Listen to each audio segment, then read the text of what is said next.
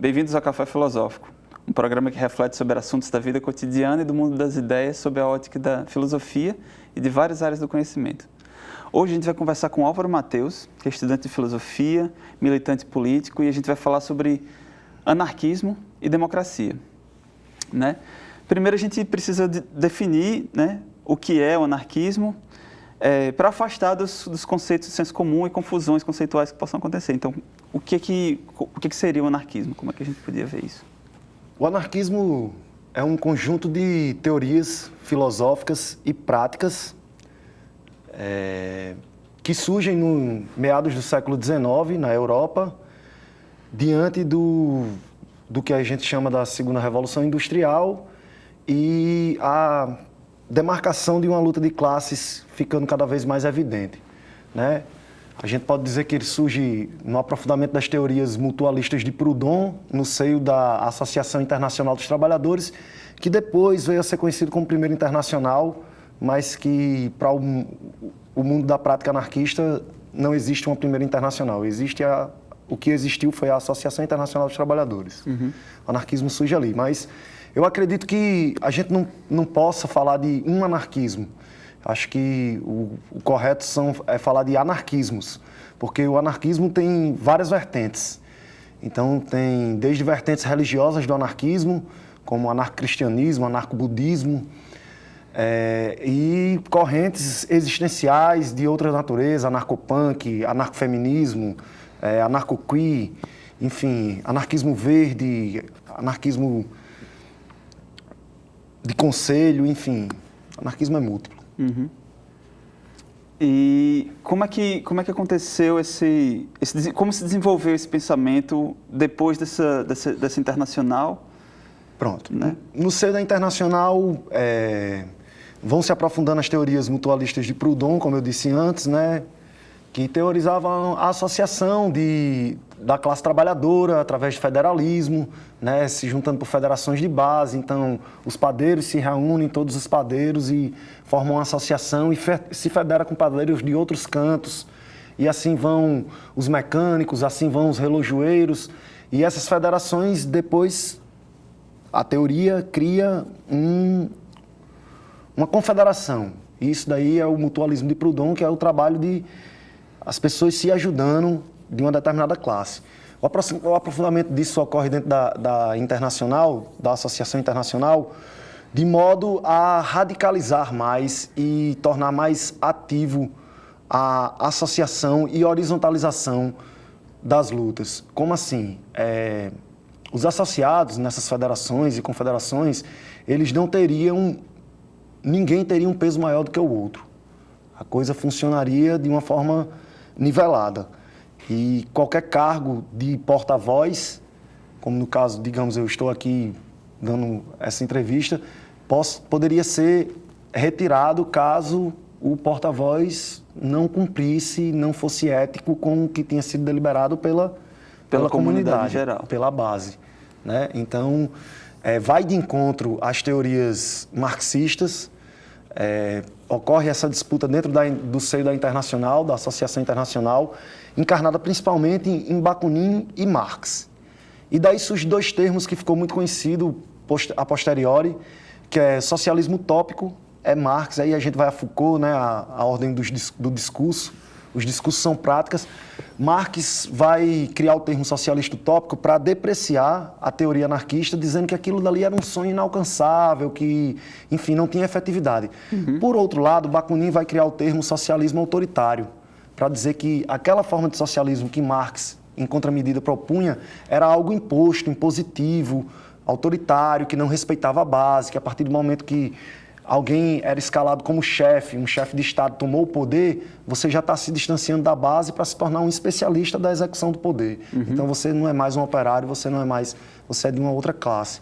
Isso gera um cisma, né? Isso acaba por gerar um cisma porque cria-se conselhos o que chamava conselho interno, uma instância que antes não existia, e numa manobra se cria, e esse conselho decide, no Congresso de Haia, em 1872, expulsar Bakunin da Internacional.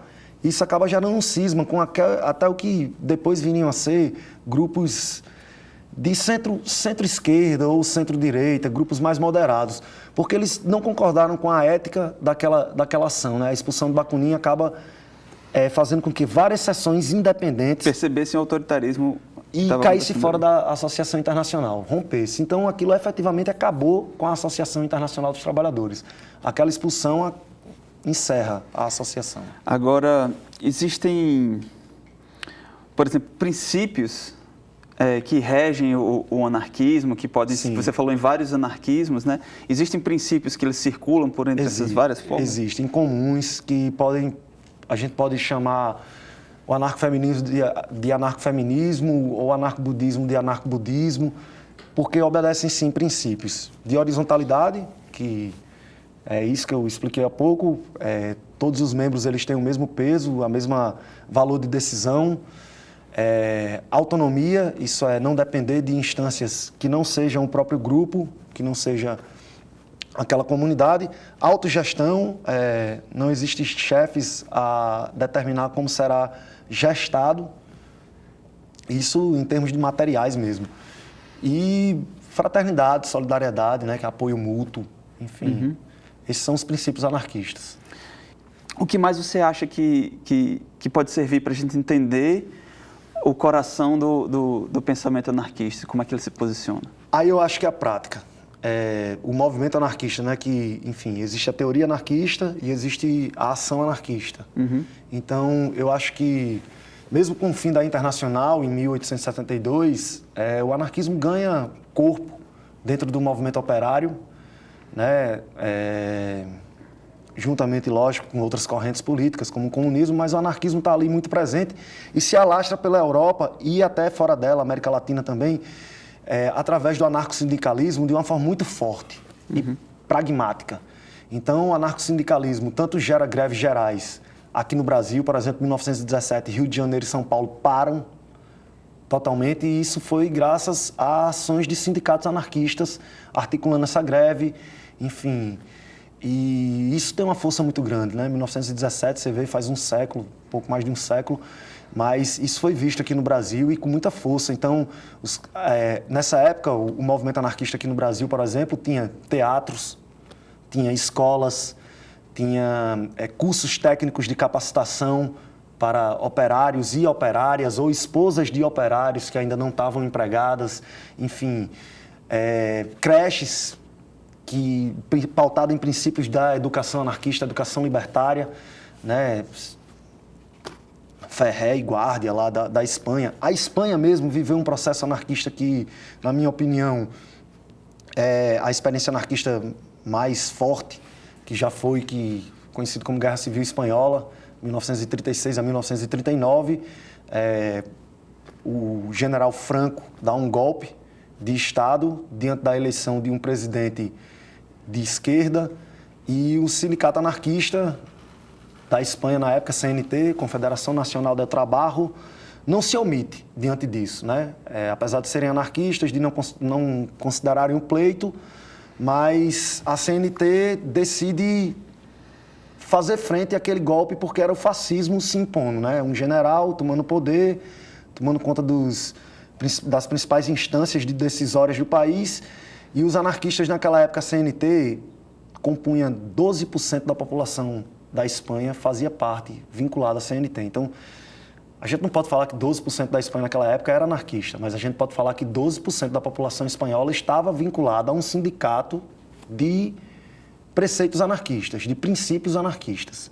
Então, lógico, seus núcleos mais centrais, seus núcleos mais atuantes, sim, de anarquistas declarados, e vários operários que compactuavam com aquelas ideias, né? Por mais que não conhecesse a fundo aquela teoria.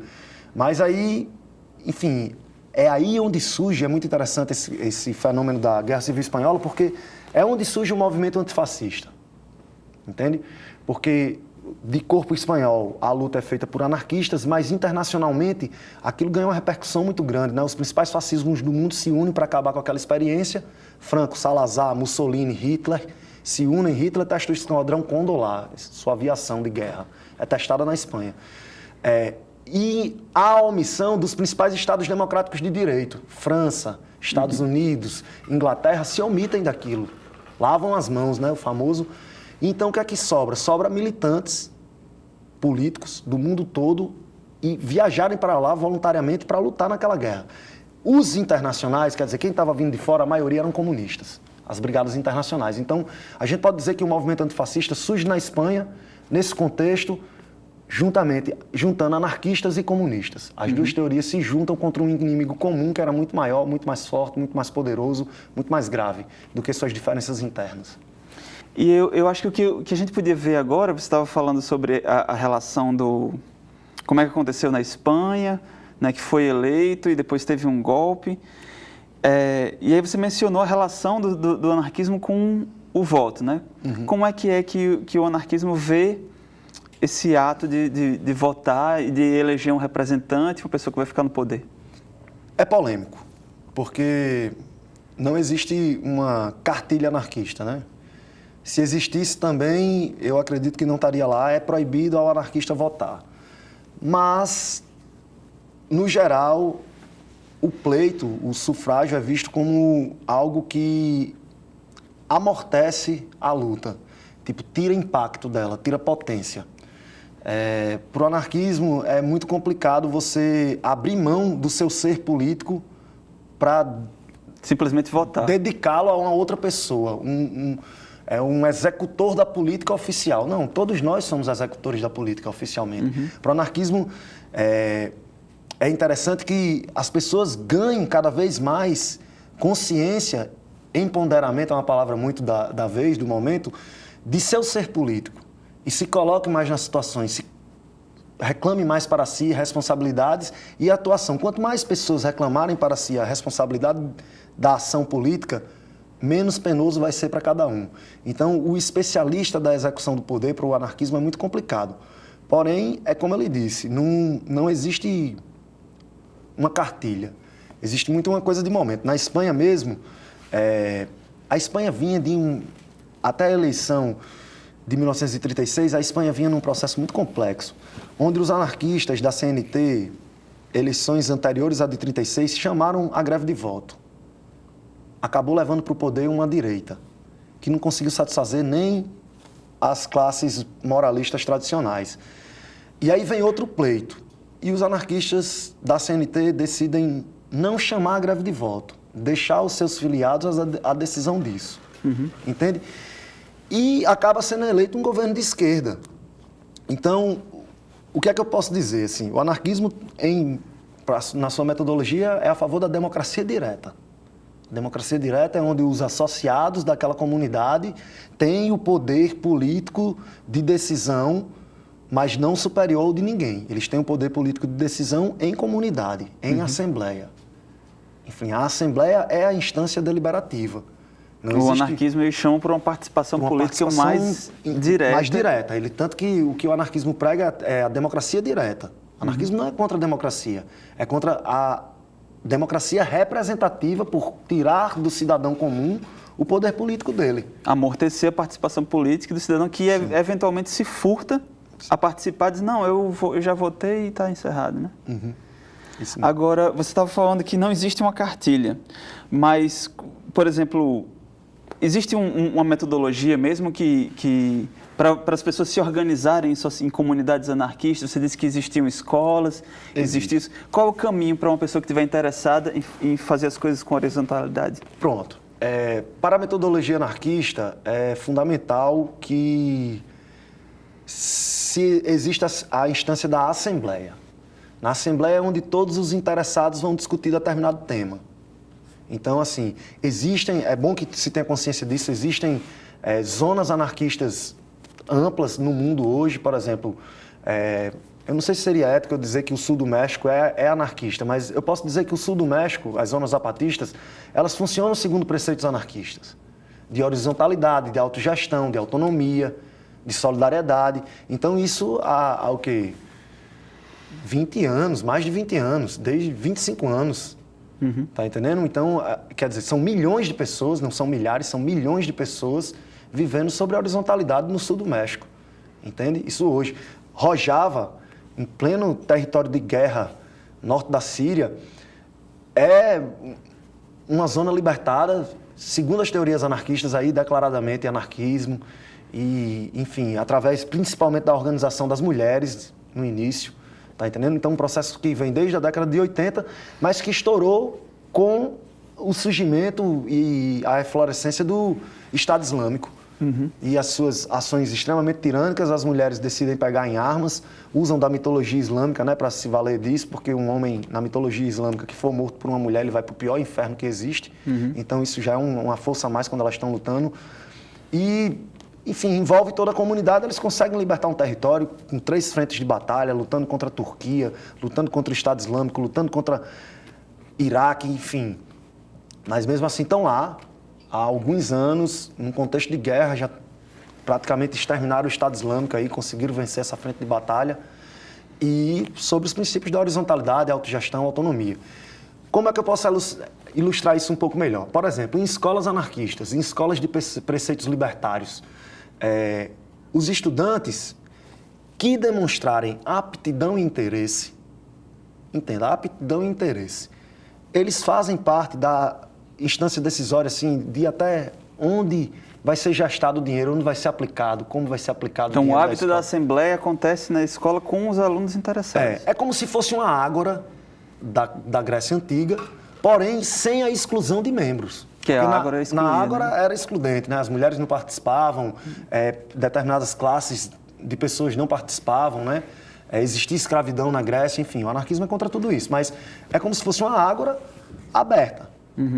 A assembleia como ferramenta-chave. A assembleia é a ferramenta de base. E como essa assembleia funciona? Os interessados no tema, os interessados naquele problema, se reúnem e discutem de igual para igual.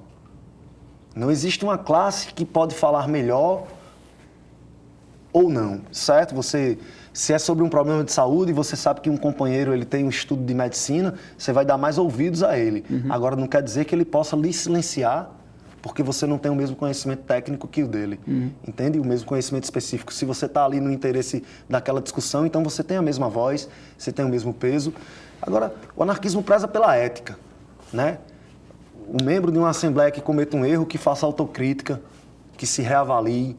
O anarquismo não se pauta através de microfascismos. Então, se você está numa assembleia de caráter horizontal, você vai procurar respeitar. Se o companheiro já lhe contemplou, a fala dele pareceu ser sensata, pareceu já explanar as ideias que você queria abordar e às vezes até de forma melhor do que a sua, contemplado, não precisa chover no molhado, entende? Não precisa repetir, ficar repetindo ideias. A Assembleia Horizontal, a Assembleia Anarquista, Libertária, ela tem um caráter muito pragmático. Vamos ser objetivos, gente. A gente tem muito o que se fazer e a gente precisa ser objetivo. Então, é basicamente assim. E a partir disso, então, como é que, por exemplo, a gente poderia pensar, a gente vive hoje uma crise política, né? Como é que a gente poderia pegar o conhecimento do anarquismo, como é que a gente poderia usar a ferramenta anarquista para lidar com essa situação atual? Pois realmente vivemos hoje no Brasil tempos assim assustadores, né, politicamente. Um contrassenso da política. Eu acho que o anarquismo tem muito a contribuir. Diante de um crescimento repetido da abstenção de votos, né, votos nulos e brancos, isso são coisas que vêm crescendo repetidamente. Na última eleição foi recorde, né, desde a redemocratização.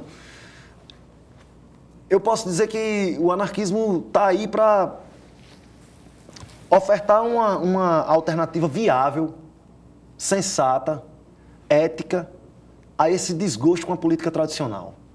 Tá entendendo? A essa não crença na política tradicional. Ao mesmo tempo que eu acho que o anarquismo tem um fator de aglutinação muito importante para o contexto hoje no Brasil, porque a esquerda no Brasil é fragmentada há muito tempo. A esquerda como um todo. Isso inclui os anarquistas. A esquerda como um todo foi muito omissa diante de um crescimento de uma cultura fascista, onde hoje no Brasil, é bonito, é aplaudível, é ovacionável você xingar uma pessoa homossexual, você matar um bandido, enfim, a gente está vendo a naturalização de fascismos. Tá entendendo? A gente está vendo a naturalização de fascismos. Então, assim, Eu acho que o anarquismo tem muito a contribuir no sentido de, gente, a gente pode fazer diferente, a gente tem como fazer diferente, só que a gente precisa se unir. Carregando esse discurso, eu acho que o anarquismo tem como contribuir na união da esquerda, porque o movimento anarquista, os militantes anarquistas, eles não têm interesse eleitoral. Eu não pretendo me tornar um candidato a nada, nem um cargo político. Meus companheiros anarquistas que eu conheço, muito menos também. Então, para que o anarquismo serve? Para juntar a esquerda e dizer, gente, vamos parar com as briguinhas internas. Vamos se unir, porque o inimigo... Há exemplo da Espanha, né? Há exemplo da Espanha. Eu vou trazer até para uma realidade um pouco mais nossa. Por exemplo, em 2011, diante de um governo de Micarla, uma tragédia social, aquilo, a população se mobiliza, ocorre uma ocupação da Câmara Municipal. Lá, eu acho que ocorre uma guinada, na minha opinião, ocorre uma guinada na cultura política de Natal. Ali começam a se respeitar preceitos anarquistas de se construir política, se fazer política segundo preceitos anarquistas, e você não precisa ser anarquista para isso. Você não precisa deixar sua filiação partidária.